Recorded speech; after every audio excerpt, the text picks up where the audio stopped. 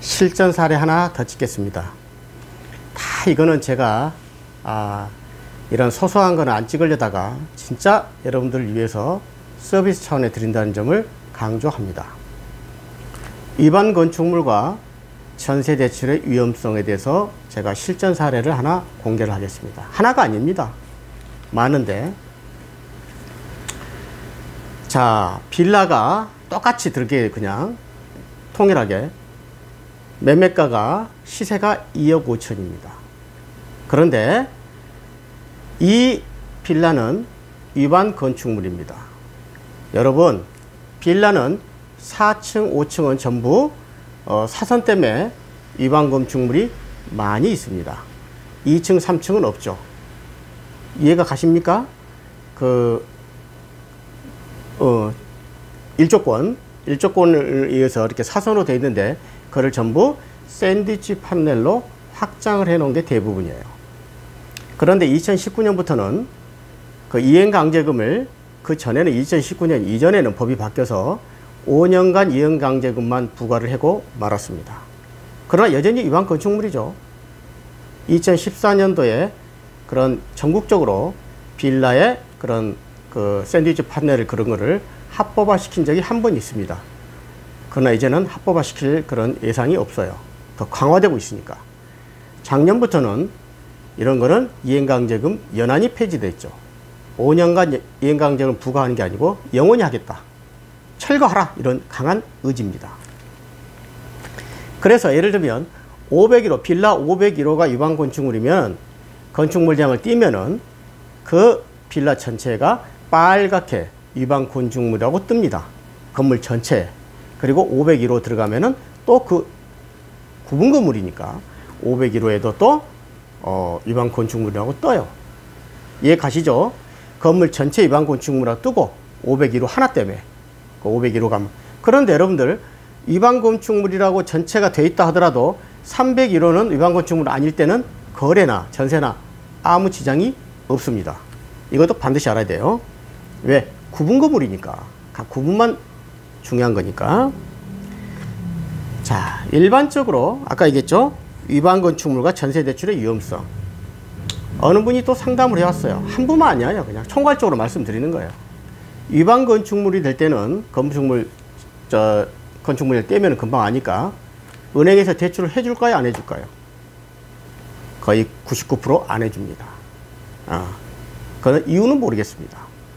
은행에서는 안 하겠죠. 이러한 위반 건축물에 나중에. 은행은 뭐겠어요? 회수, 대출을 회수해야 되니까. 그래서 위반 건축물에는 전세 대출을 안 하기 때문에 전세가가 확 떨어져요. 지금 대부분의 전세는 대출이 거의, 제가 생각할 때는 거의 95% 이상이니까. 그런데 어떤 경우에는 위반 건축물에도 대출을 해주는 은행이 있습니다. 우리나라에 4개 은행이 있죠. 국민, 신한, 우리, 하나은행. 이 4개 은행 중에 한 군데가 해주는 데가 있어요. 그래서 위반 건축물임에도 불구하고, 자, 전세가가 3억인데 38, 24 2억 4천까지를 전세 대출 해준 데가 있단 말이에요. 그리고 임차인은 전세 보증보험을 들죠.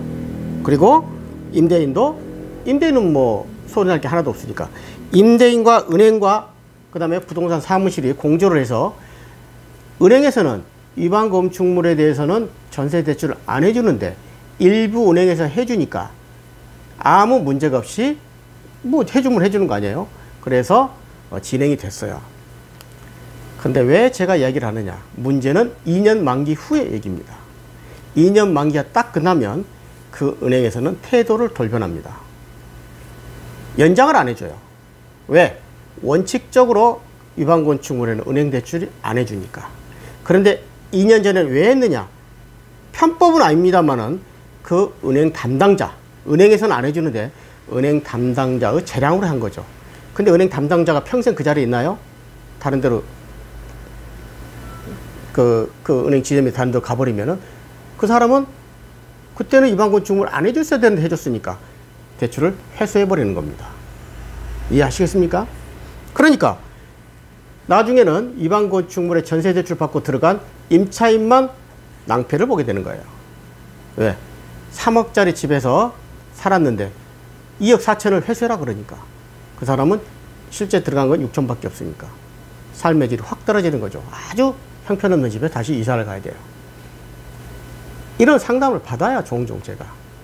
그러니까 애초부터 임차인들은 위반 건축물에는 들어가지를 말아야 되고 매수인도 사지 말아야 되고 만약에 들어간다 한더라도 자기 금액만 만약에 이 사람이 뭐 매매가는 3억이 안 됐겠죠. 아까 대로 2억 5천이었겠죠. 그러면 본인의 돈이 있다 그러면 1억이면 위반 건축물 들어갈 때 그래서 위반 건축물은 전세가가 형편없이 낮아요. 동등한 조건에 25평짜리 빌라가 있다 그러면은 위반 건축물 아닌 거는 전세가가 3억이라고 치면 위반 건축물은 1억 5천밖에 안 되는 거예요. 대출을 안 해주니까. 그래서 전세 대출 때문에 지금 전세가가 상승하는 거예요. 상승해 있어요 지금. 그래서 이걸 어떻게 하죠? 그리고 저한테 상의 오는 게 많아요. 방법이 있을까요? 없을까요? 전혀 없어요. 애초부터 첫째는 임차인이 잘못이에요.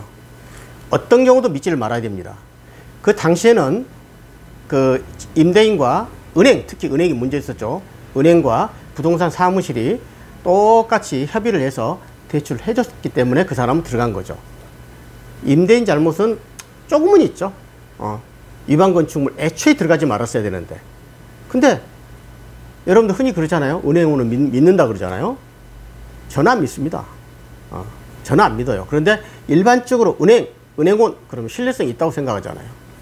그래서 믿고 간 거죠. 그렇게 상담한 사람들도 다 그래요.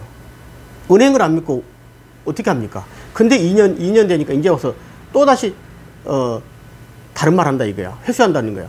이거 대부분의 상담 내용이 그거예요. 그런데 애초부터 은행에서는 위반 건축물에는 대출이 안 와요.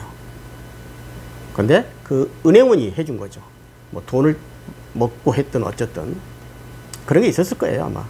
그러니까 결과적으로는 나중에 임차인만 피해를 보게 돼요. 이런 경우에는. 아까 전자에 얘기했을 때는 아무도 피해보는 사람이 없는데 이거는 2년 지나면 대출을 회수하니까 그건 정당한 거니까. 그래서 자 결론 위반 건축물에 있을 때는 어떤 경우도 전세대출은 안 되니까 전세대출 해준다 그래도 임차인들은 믿지를 마라. 들어가면 안 된다. 나중에 낭패당한다. 이게 결론입니다. 감사합니다.